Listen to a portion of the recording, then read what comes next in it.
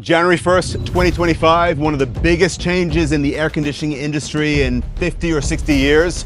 Let's find out what's going on. Richard, what's changing? New refrigerant.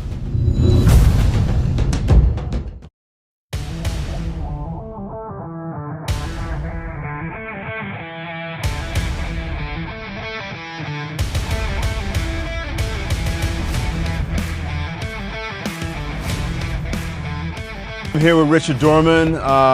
Most importantly, part of our team is the Rite race car driver, but I believe you also moonlight as our install of new equipment specialist, sales manager.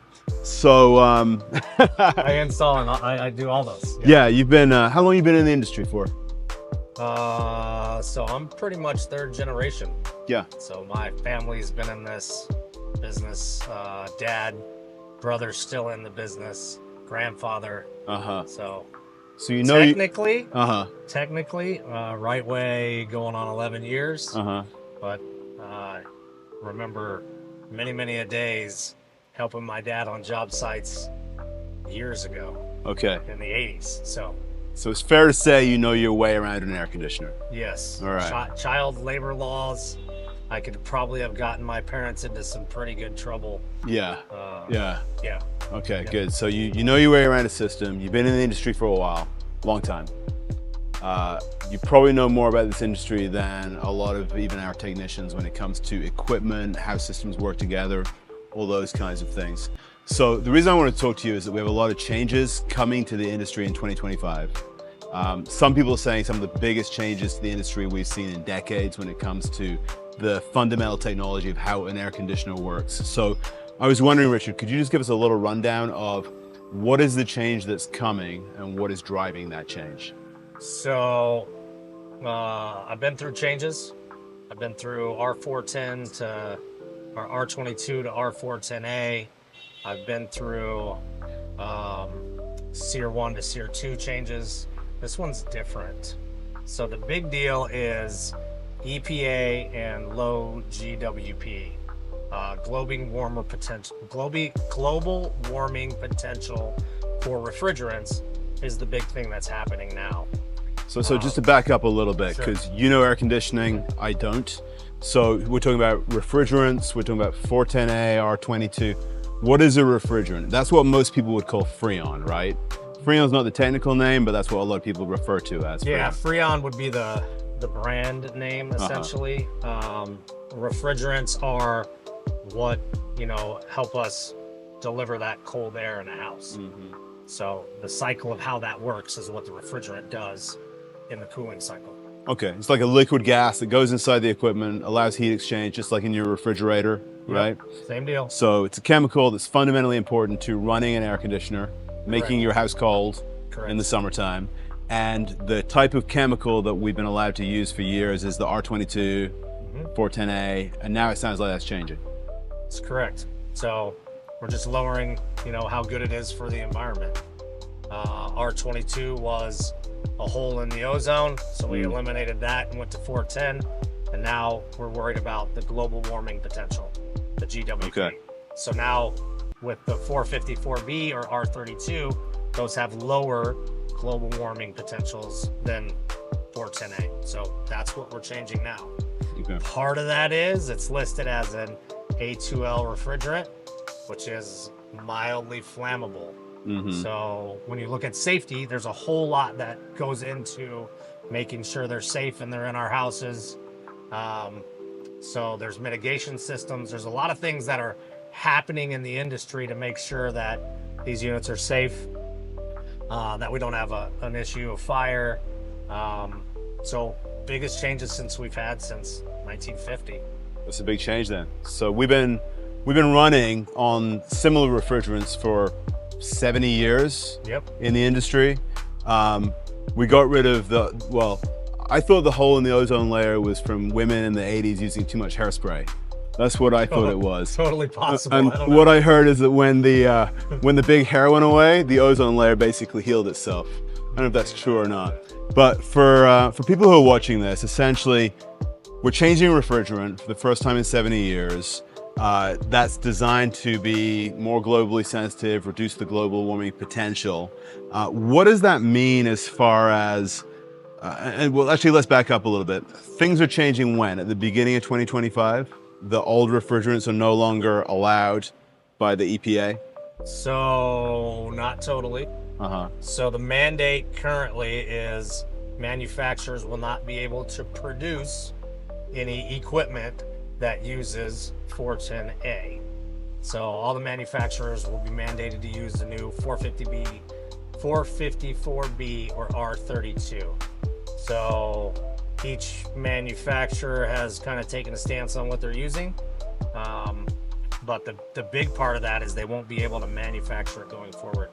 Still, right now, there's things changing on what they're going to be, or we're going to be able to do.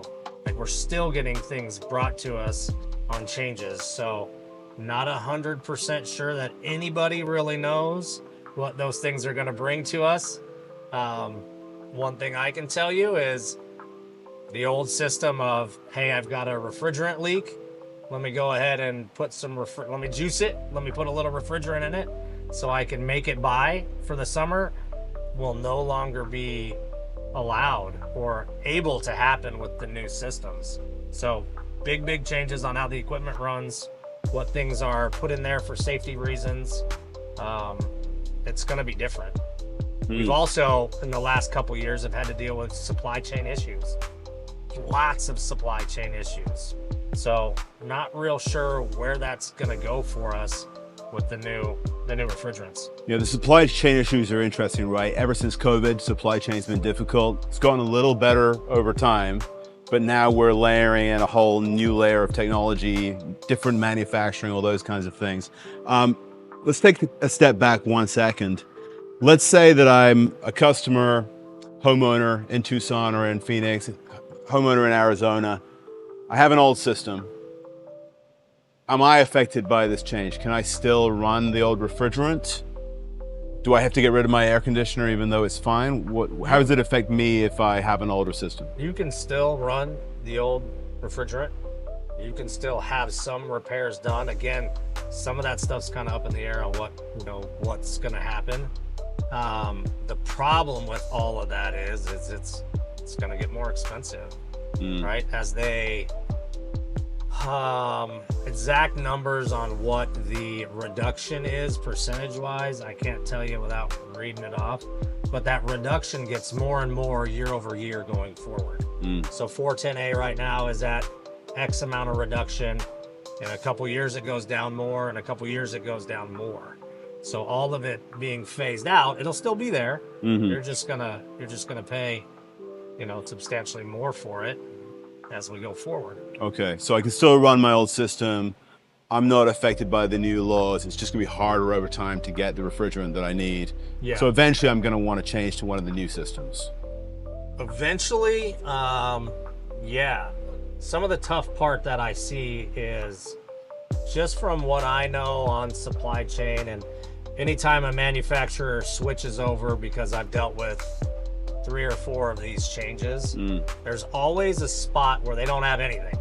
You can't get anything. I can't get fix-it parts. I can't get parts to replace the unit. So this year's going to be, 2025 is going to be tough. It'll be a very, very tough year.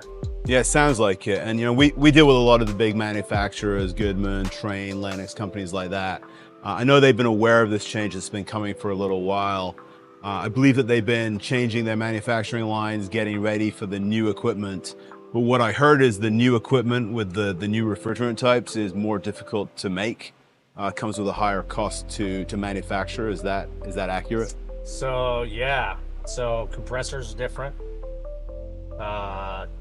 TXV, thermal expansion valve, is different. And the new units have a bunch of sensors on them. So if there's a leak, it detects a leak. There's a board and a mitigation system that's in place for those. So very, very different. Very, according to the manufacturers, a lot more expensive.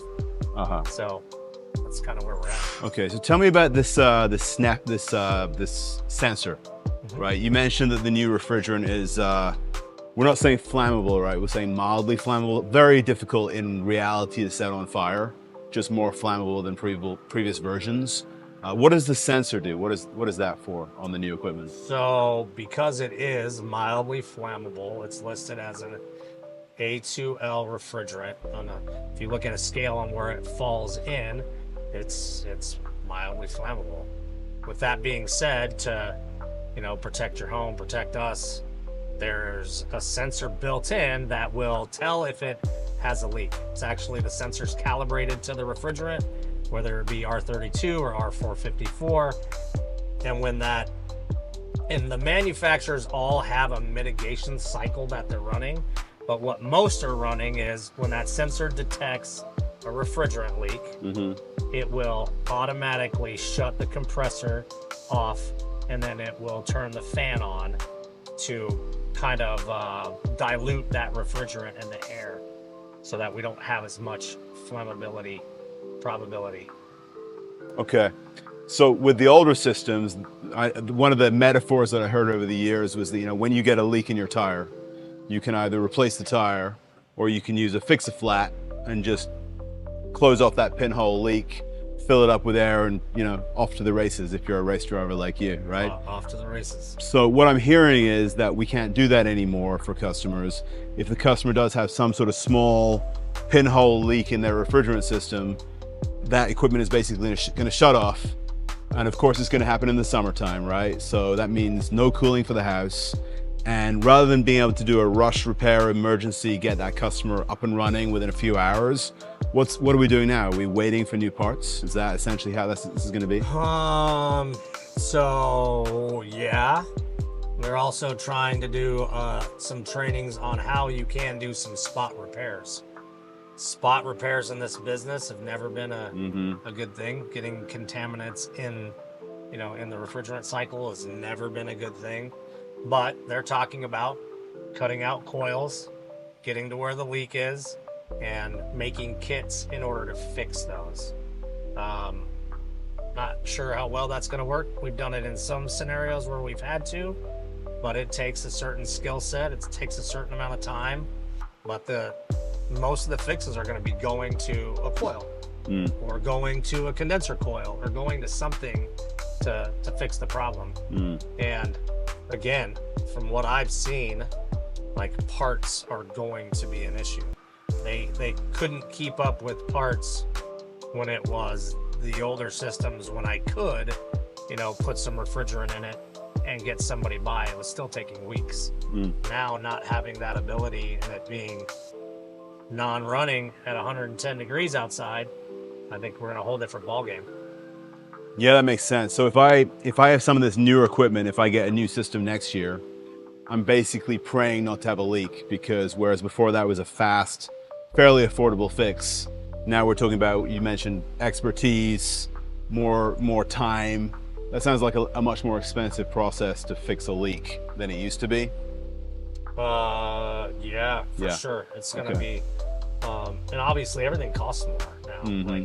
Yeah, I think everything we've all noticed that, right? Substantially in our business costs more money. Yeah. So the labor, the parts, the refrigerants, everything that goes into it just costs more money. Yeah. Okay. So we've got these changes coming, EPA driven. Whether you like the EPA or not, whether you think this is a great idea or not, the changes are happening.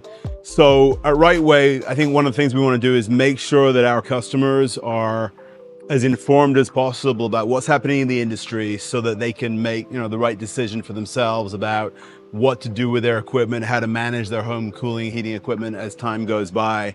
Let's say, for example, I'm a homeowner.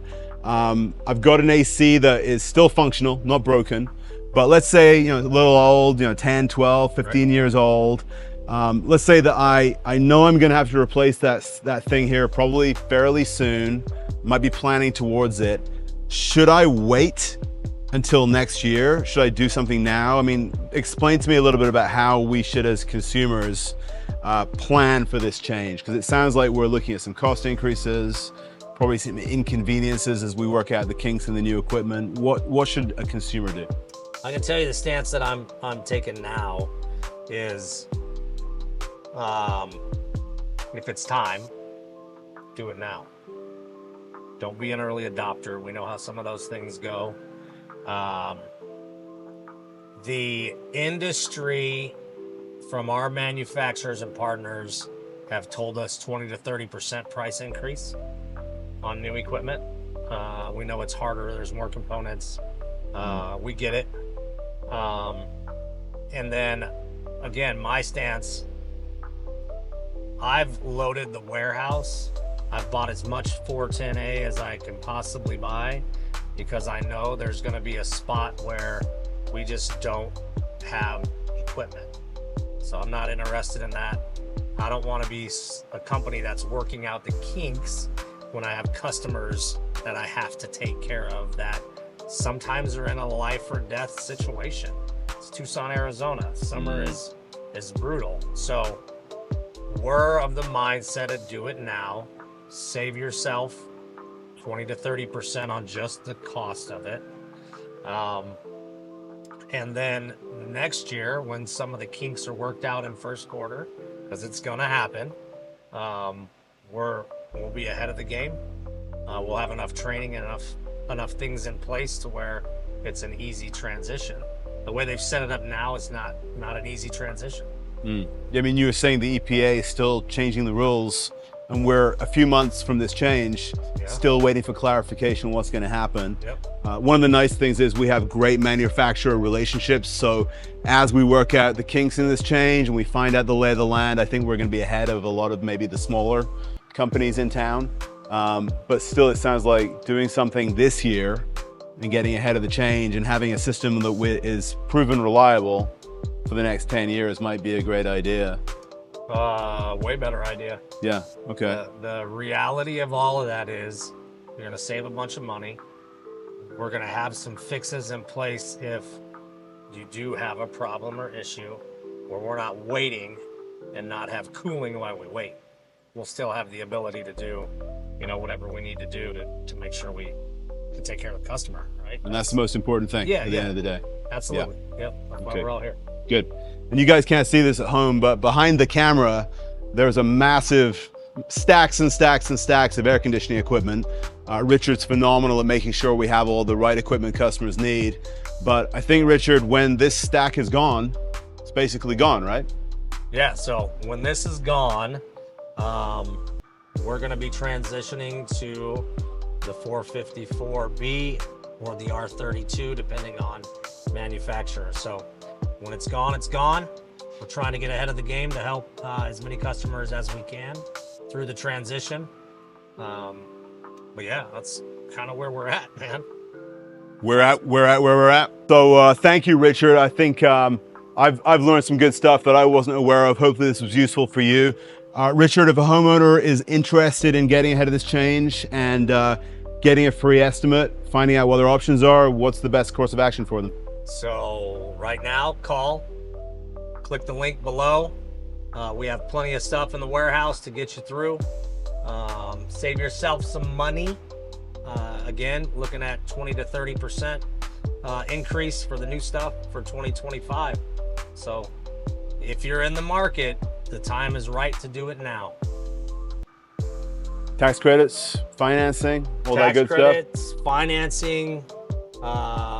We have a lot of things to really benefit the customer now rather than waiting. We don't know what. Anytime there's shortages on anything, rebates, things like that always tend to go away. So right now there's rebates from manufacturers, federal tax credits in play, so we can get everybody qualified for those currently. Fantastic. Well, thanks for the information, Richard. Really appreciate it. You got it, man. So, I got bit by something. Yeah, there was a mosquito. I was gonna slap it, but you were talking. I got me there as well. He ate the shit down there. Huh? That would have been a perfect. Well, wait for it to land on his face. I'll get it.